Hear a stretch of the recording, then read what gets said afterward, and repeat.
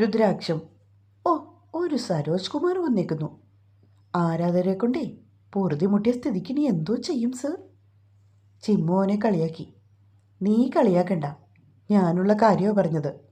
ദേ ഇപ്പം കണ്ടോ എന്ന് പറഞ്ഞുകൊണ്ട് അർജുൻ ചെറുതായി ഹോൺ മുഴക്കി. അത് കേട്ട് പെൺകുട്ടികളൊക്കെ തിരിഞ്ഞു നോക്കി. ഓ, വണ്ടിയുടെ ഹോൺ കേട്ടാലേ ആരതിന് നോക്കാത്തത്?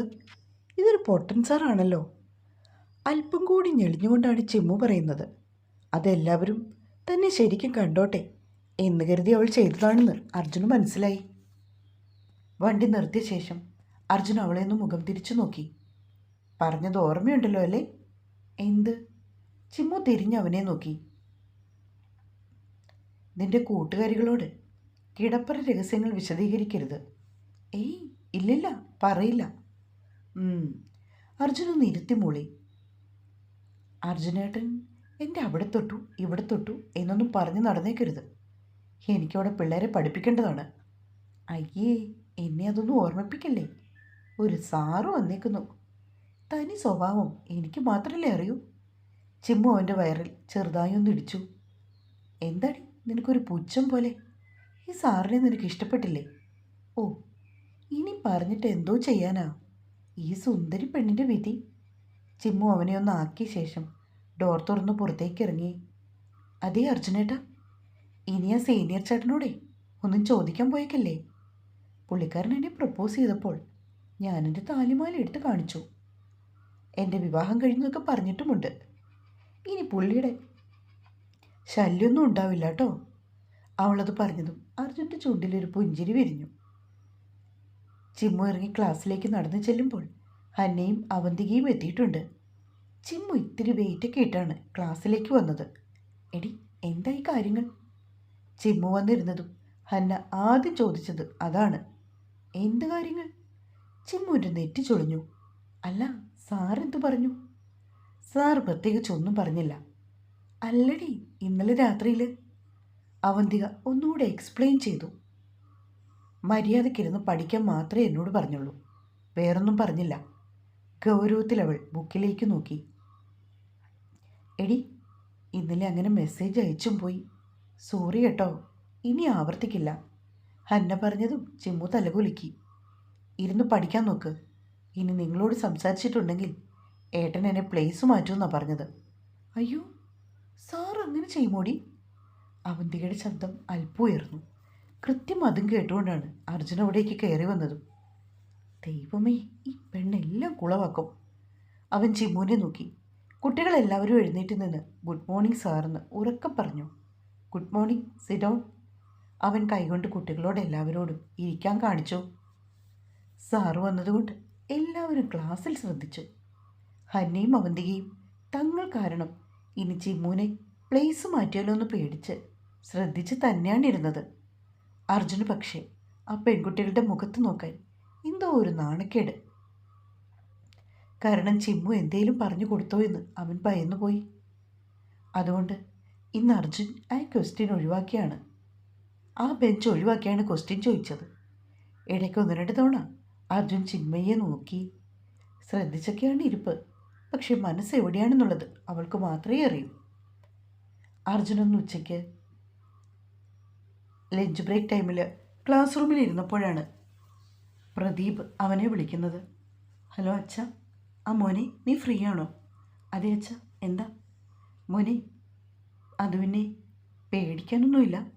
ഇന്ദ്രന് പെട്ടെന്നൊരു നെഞ്ചുവേദന. അച്ഛൻ എന്തു പറ്റി? അത് ബ്ലോക്ക് ഉണ്ടെന്ന് ഡോക്ടർ പറഞ്ഞു. ഇമ്മീഡിയറ്റായിട്ട് സർജറിക്ക് കയറ്റി. ഓ ഗോഡ്. അർജുൻ അറിയാതെ തൻ്റെ നെഞ്ചിൽ കൈവച്ചു പോയി. അച്ഛാ, എന്തെങ്കിലും പ്രശ്നമുണ്ടോ? ഇല്ലെന്നേ, യാതൊരു കുഴപ്പവുമില്ല. പിന്നെ വെറുതെ റിസ്ക് എടുക്കേണ്ട കാര്യമില്ലല്ലോ, അതുകൊണ്ട് സർജറി ചെയ്യാമെന്ന് ഡോക്ടർ പറഞ്ഞു. എന്നോടാരും വിളിച്ചു പറഞ്ഞില്ല? മോനെ, ഒരു 10 മിനിറ്റ് ആയതേ ഉള്ളൂ. മനോജാണ് എന്നെ ഇപ്പോൾ വിളിച്ചത്. ഞാനും അമ്മയും കൂടി ഇവിടെ നിന്ന് ഇറങ്ങി. മോൻ ചിമ്മുവിനെ കൂട്ടി വരുമോ? വരാം അച്ഛാ, ഞാനിപ്പം തന്നെ ഇറങ്ങാം. ശരി മോനെ. അച്ഛൻ വിളിക്കാം കേട്ടോ, മോൻ ടെൻഷനാവൊന്നും വേണ്ട. ഓക്കെ. അർജുൻ കോൾ കട്ട് ചെയ്തു. എന്ത് സാറേ, എന്തു പറ്റി? അടുത്തിരുന്ന അനുമിസ് അവനെ നോക്കി. അത് എൻ്റെ അച്ഛന് പെട്ടെന്നൊരു നെഞ്ചുവേദന. സർജറിക്ക് കയറ്റിയെന്ന്. അവൻ കാര്യങ്ങൾ പറഞ്ഞ ശേഷം പ്രിൻസിപ്പലിൻ്റെ റൂമിലേക്ക് വേഗത്തിൽ പോയി.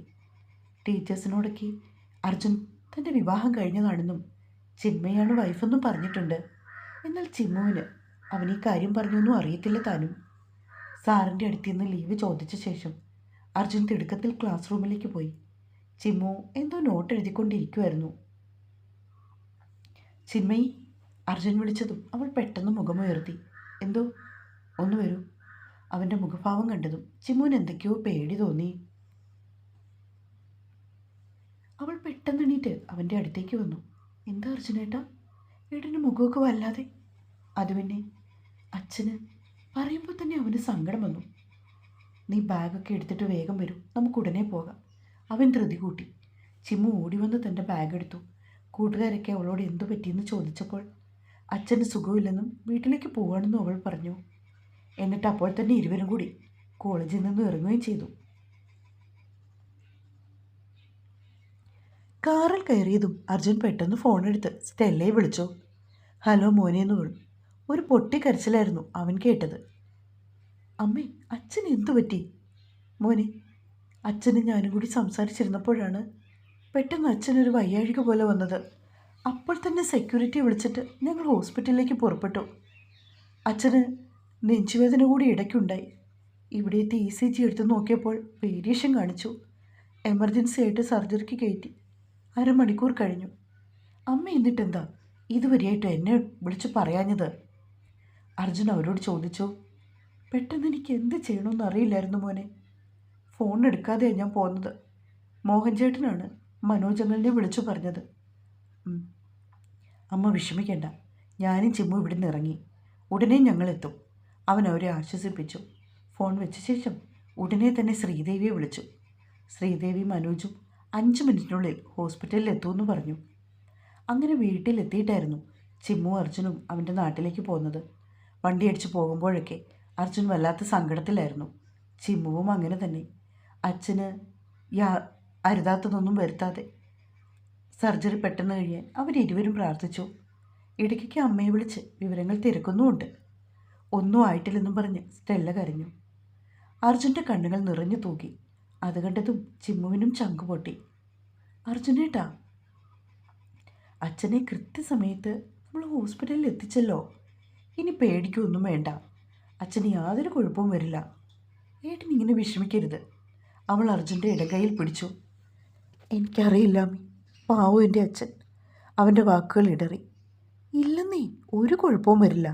ഞാനല്ലേ പറയുന്നത്. അവൾ വീണ്ടും വീണ്ടും ഓരോരോ ആശ്വാസവാക്കുകൾ പറഞ്ഞുകൊണ്ട് അവൻ്റെ കയ്യിൽ തഴുകി. കുറേ ദൂരം അവർ പിന്നിട്ട ശേഷമാണ് സ്റ്റെല്ലയുടെ ഫോൺ കോൾ വന്നത്. മോനെ, അച്ഛന് കുഴപ്പമില്ലടാ. സർജറി കഴിഞ്ഞു കേട്ടോ. അമ്മ അച്ഛനെ കണ്ടോ? സംസാരിച്ചോ നിങ്ങൾ? സംസാരിച്ചു മോനെ. ഞാനും മനോജങ്ങളും കൂടിയാണ് കയറിയത്. അച്ഛൻ ഓക്കെയാണെന്ന് പറഞ്ഞു. ഡോക്ടർ വേറെന്തെങ്കിലും പറഞ്ഞോ അമ്മേ? കുഴപ്പമൊന്നുമില്ലെന്നും അച്ഛൻ ഓക്കെയാണെന്നും പറഞ്ഞു. അമ്മ സമാധാനമായിട്ടിരിക്കുക. ഞങ്ങൾ 2 മണിക്കൂറിനുള്ളിൽ എത്തും. അച്ഛന് കുഴപ്പമില്ലെന്ന് അറിഞ്ഞത് പിന്നെ അർജുൻ റിലാക്സ് ആയിട്ടാണ് വണ്ടി ഓടിച്ചത്. എന്നാലും അവന് എന്തൊക്കെയോ ഒരു പേടി പോലെ ഉണ്ട് താനും. ഏട്ടനിങ്ങനെ വെറുതെ വേണ്ടാത്ത കാര്യങ്ങൾ ചിന്തിക്കരുത്. ഡോക്ടർ പറഞ്ഞല്ലോ അച്ഛൻ ഓക്കെയാണെന്ന്. പിന്നെന്താ? ആമി, 2 ദിവസമായിട്ട് എനിക്ക് എന്തൊക്കെയോ ഒരു നെഗറ്റീവ് എനർജി ഫീൽ ചെയ്യുന്നുണ്ട്. എന്താണെന്ന് മാത്രം മനസ്സിലാവുന്നില്ല. അച്ഛൻ്റെ അമ്മയുടെ അടുത്തേക്ക് തിരികെ പോകണമെന്ന് എൻ്റെ മനസ്സ് പറയുമായിരുന്നു. സാരില്ല, പോട്ടെ. ചിലപ്പോൾ ഇതൊക്കെ കേൾക്കാനായിരിക്കും ഏട്ടനെ അങ്ങനെയൊക്കെ തോന്നിപ്പിച്ചത്. സത്യം പറഞ്ഞാൽ എനിക്ക് അച്ഛൻ്റെ ബിസിനസ് നോക്കി നടത്തിയാൽ മാത്രം മതിയായിരുന്നു. അച്ഛൻ എന്നോട് പലതവണ പറഞ്ഞതുമാണ്. എന്നാൽ എൻ്റെ ഇഷ്ടം ടീച്ചിങ് ആയിരുന്നു. അതുകൊണ്ടാണ് ഞാൻ ഈ ഒരു പ്രൊഫഷനിലേക്ക് വന്നതും. അതിന് എന്താ കുഴപ്പം? ഒന്നുമില്ല. എന്നാലും അച്ഛനെ കൊണ്ട് ഒറ്റയ്ക്കെല്ലാം കൂടി മാനേജ് ചെയ്യാൻ ബുദ്ധിമുട്ടായി കാണും. സാരില്ല നീ. ഇനിയിപ്പോൾ നമുക്ക് അച്ഛനോടും അമ്മയോടും ഒക്കെ ഡിസ്കസ് ചെയ്തിട്ട് മുൻപോട്ടുള്ള കാര്യങ്ങൾ എങ്ങനെയാണ് തീരുമാനിക്കാം. സർജറിയൊക്കെ കഴിഞ്ഞ സ്ഥിതിക്ക് 2-3 മാസമെങ്കിലും അച്ഛന് റെസ്റ്റ് ആവശ്യമായിരിക്കും. അപ്പോൾ പിന്നെ കമ്പനിയിലെ കാര്യങ്ങളൊക്കെ ആരാണ് നോക്കുന്നത്? ഒക്കെ നമുക്ക് ആലോചിച്ച് ചെയ്യാം. ചിമ്മു പറഞ്ഞു കേട്ട് അർജുൻ തലകുലുക്കി. ഇടയ്ക്ക് പ്രദീപ് വിളിച്ചിട്ട് അർജുനോട് സംസാരിച്ചു. പതിയെ വന്നാൽ മതിയെന്നും അച്ഛൻ അപകടനിലയൊക്കെ തരണം ചെയ്ത് കഴിഞ്ഞുവെന്നുമൊക്കെ അയാൾ പറഞ്ഞു. പ്രദീപും രശ്മിയും ബാംഗ്ലൂർ വരെ പോയതായിരുന്നു. അവിടെ നിന്നും ഫ്ലൈറ്റിനാണ് അവർ എറണാകുളത്തേക്ക് വന്നത്. മനോജും ശ്രീദേവിയുമൊക്കെ അവിടെ തന്നെയുണ്ട്. രാത്രി 9 മണിയായപ്പോൾ അർജുനും ചിമ്മുവും ഹോസ്പിറ്റലിലെത്തി. അവനെ കണ്ടതും സ്റ്റെല്ല കെട്ടിപ്പിടിച്ച് കരഞ്ഞു. അപ്പോഴേക്കും അർജുനും കരഞ്ഞു പോയിരുന്നു.